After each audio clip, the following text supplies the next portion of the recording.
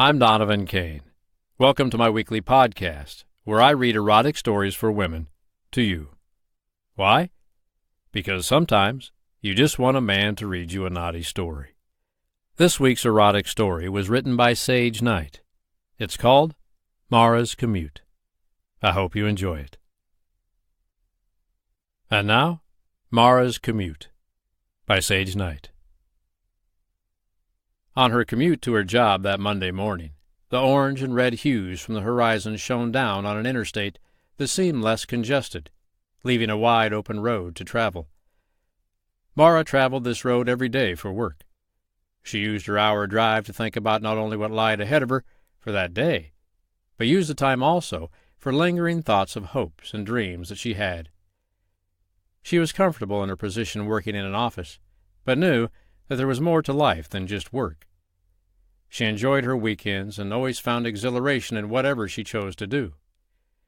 She attributed that excitement to the fact that she wanted to live life to its fullest.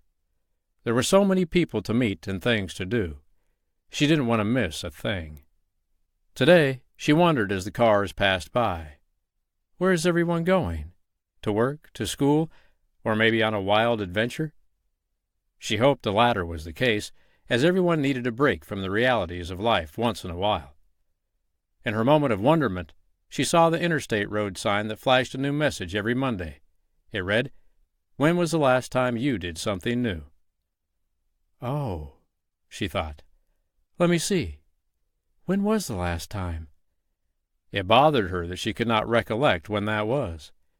I will definitely do something about that, she thought. Mara then saw another sign that she had encountered each day. It was a construction zone sign. She slowed down with eagerness, as this was one of her favorite parts of her drive. The sight was full of men. Not just any type of men, but sexy, sweaty men. The thought of them filled her dirty mind with visions of sexual pleasure. She reached down between her legs, as she sometimes did at this point in the trip, to her pussy, and ever so gently caressed her clit, while picking out one of the workers to imagine in her vivid thoughts. She meticulously squeezed and stroked with the allurement that one day it might be him playing and fondling her on this same trip to work. Traffic was coming to a standstill, and she thought, oh, good. I'll have a little extra time to make myself come. She decided, since she had a little extra time, that she would use one of the toys that she kept with her in the car. She pulled out Frank, as she called the blue vibrator. Frank's vibration was music to her ears. By now, she had slowed all the way down to a standstill, and with anticipation of an orgasm soon approaching, she rubbed harder and faster on top of her pulsating, hardened clit. She rested her head on the back of her seat as the momentary feeling of gratification took over her body. Her head swayed back and forth with a relaxing flow when out of the corner of her eye she saw a face peering in her passenger side window. This caught her so off guard that she almost shot the vibrator right out of her pussy. "What the hell?" she screeched. She did a double take to make sure she wasn't seeing things, and when she realized that this face was for real, she was in complete shock. It was Lane. She rolled down her window and said, "Lane, is that you?" "Hi, Mara," Lane said. "How are you? I'm so glad I finally found you. It's been way too long. I want to catch up, but apparently this is not the place." He laughed. "Stay beside me in this lane of cars so I can get you my number." "Okay," she said with an anxious smile as he quickly turned and jumped back in his truck. Lane didn't waste any time, but with his head down for a few seconds, slapped a piece of paper onto the side window, revealing his phone number. She hurriedly said it over and over and fumbled for a pen to write it down. Of course, there's never a pen when you need it. So she turned off the radio and repeated the number at least 100 times, finally grabbing for her lipstick and writing it on the back of her hand. "Got it," she said. What had just happened? She thought. She went from fantasizing about a construction worker to seeing one of her very best friends in the world. What a whirlwind of a day this is going to be. The rest of her trip to work was filled with thoughts of the memories that she shared with Lane while growing up. Flashes of her past appeared in her mind, and a rush of elation arose. She remembered loud music from garage sale speakers booming from a beat-up farm truck. Beer cans scattered across the metal hood, still warm from the four-wheel excursion that had taken place minutes before. Summer memories when she'd come home from college were taken up by the vision of Lane, her unbelievably hot friend, whom she had known since childhood, but could never get past friendship with. He acted more like a brother to her, and truly, she didn't even ponder the idea that it could be any more than that. He always had a girlfriend, and she never thought she'd have a chance at anything but friendship with him. Their special bond would always hold a special place in her heart, though. Now, she began wondering if something could ever become of the two of them in a relationship. This was the first time she had even remotely thought that there just might be a chance. Then a shock of horror came to her. Oh, my God! She just realized. He was looking right at her through the window as she was holding the stick of passion. Had he seen? What would he think? What an impression after all these years! Oh, well, she thought. It would definitely be a conversation piece. Mara finally arrived at work after what she thought was the most delightful trip she'd had in a long time. Throughout the day her mind was occupied with flashbacks of her and Lane, leaving little time for actual work to be accomplished. She watched the clock tick by as her ambitious attitude toward work dwindled. Mara usually didn't stop to eat lunch, but today she felt hungry, not for food, but hunger in the form of lust and getting Lane alone. She wasn't quite sure why now she was thinking of Lane in such a sexual way when she never had before growing up with him. Maybe it was because she felt so comfortable with him. She knew some of his deepest secrets, and he knew hers. Maybe because neither of them thought of each other in that way, or maybe because they were both supposed to explore some of the world before ending up together. She was getting way ahead of herself. Talking to him would clear up many possibilities on their own. The rest of the afternoon all she could do was picture in her mind the hot, passionate sex that they could have together. She fantasized about putting on black, lacy lingerie to seduce his cock to an erection meant just for her.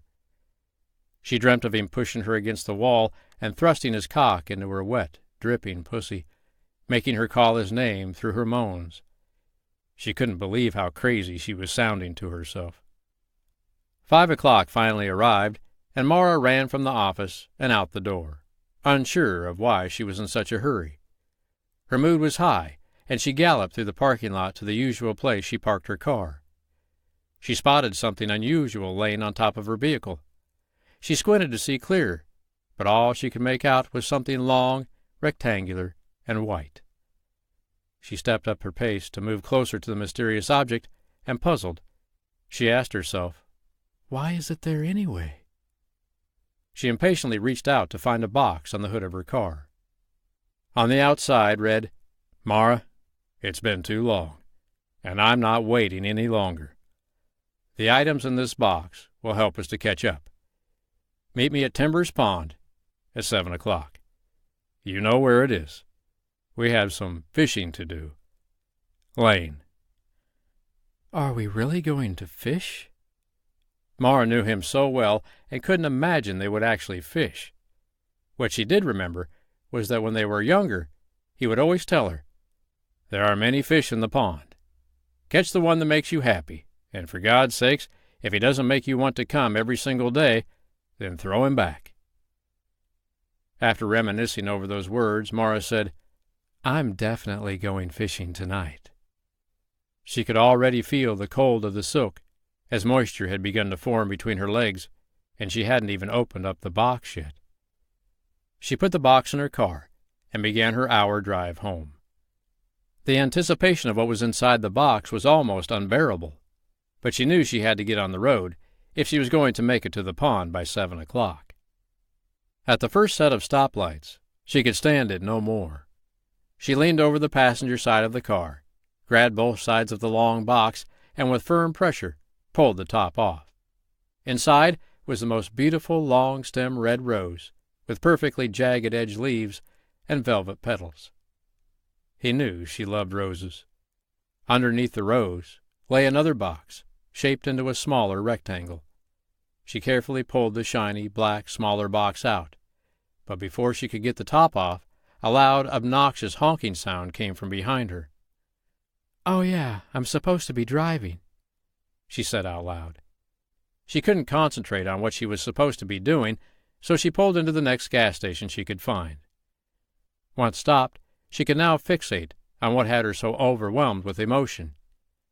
Holding the black box in her lap, she opened up the top ever so gently to find the sexiest black lace bra and panty set she had ever seen. This was exactly what she had been envisioning earlier that day. How did he know? She couldn't wait to get it on. He had won her over already, and she hadn't even had a chance to talk to him yet. How did he accomplish all of this so fast? And how did he know where she worked? These were the questions running through her head, and she wanted answers to them. But at that moment, she really didn't care. She just wanted to get home. Mara decided to send a quick text to let him know that she had received the amazing items, and that she wouldn't miss meeting up with him for anything in the world. With all of his mysterious acts, she wanted to think of something spunky to say in her text.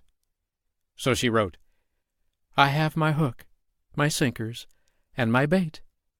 I'm feeling pretty lucky, and I'm pretty sure I'm going to catch a big fish tonight. See you at 7 o'clock. Lane must have been waiting impatiently by his phone, because within a minute a text came back. It read, "Oh, you're going to get lucky, all right, as I know there is a big fish just waiting to be caught." Mara drove home faster than usual, and with her mind filled with lust, she hardly recalled any of the trip as she pulled into her driveway. She decided she needed a shower to cool her down from all the erotic episodes she had been experiencing all day, and the fact that now she longed to have his strong lips and tongue lapping up every inch of her pussy. Mara dressed in the bra and panties Lane had gotten her, and as she looked in the mirror, she thought, "Not exactly pond attire, but definitely will work for the bait." She felt beautiful and hoped that he would think so too. She put on a pair of tight jeans that hugged her ass just right, and a black button-up shirt that showed her newfound cleavage from the bra that Lane had gotten her. She felt a blanket might come in handy and grabbed one, and along with her copious desire, she was ready to go. She headed out the door with her heart fluttering. Restless with excitement, she knew exactly where to go, and she hoped when she got there that he would be just as happy to see her as she was him. She pulled off onto a gravel road toward Timbers Pond, and past the weeping willow in the distance, she could see a black truck. Lane's truck. Lane was sitting on a blanket next to the pond, legs stretched out and crossed at the feet. His arms with biceps bulging were outstretched behind him, and he was taking in the scenic view of crystal glass water outlined with pine trees stretching up to the sky. Memories of their time together at the pond came rushing back into Mara's head, but this time would be different. Mara pulled her car up behind Lane's truck, grabbed her things, and walked seductively over to him with a huge, innocent grin. She straddled his legs in front of him and leaned down to put one finger across his lips as a signal that no word should be spoken. Mara began to unbutton her top, to unveil a body decorated in lace that longed to be licked, caressed, and taken as his. Lane's strong hand slid up the denim curves, over her thighs, and onto her waist. He didn't say a word, but Mara knew in the stare from his deep brown eyes that their thoughts were parallel and how they both felt about each other. Lane's hands moved up to squeeze and massage her sensitive breasts, and the feeling sent goosebumps through her body. The lace from the bra added a tickle as he slowly drew it across her nipples to the sides so that his lips could find their way to them. After the buttons from her shirt had been released, her body was left as an open canvas for Lane. He allowed his tongue to glide down one side of her neck, over her swelled breasts, and then gently bit her hard nipples with just enough pressure to make Mara let out an uncontrollable whimper. By now, Mara was craving Lane, and every move he made seemed to move her a little closer to the ecstasy that she aspired from him. She could keep her hand still no longer, and reached over to firmly grab the bulge that was throbbing from beneath his jeans. She caressed it in her hands, feeling every inch engulfed in her grip. Lane's arousal had her exerting more pressure from his body onto hers. In a quick, subtle move, he wrapped his arms around her and, cupping the back of her head, laid her flat down on the blanket.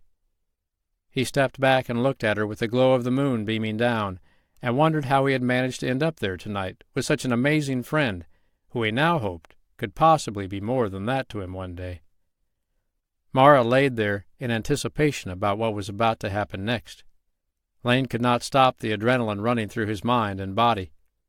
He knelt down, and with a look of desire, unbuckled her black leather belt, uncovering the button that would lead to his next pleasure-fulfilling venture he had in store for her.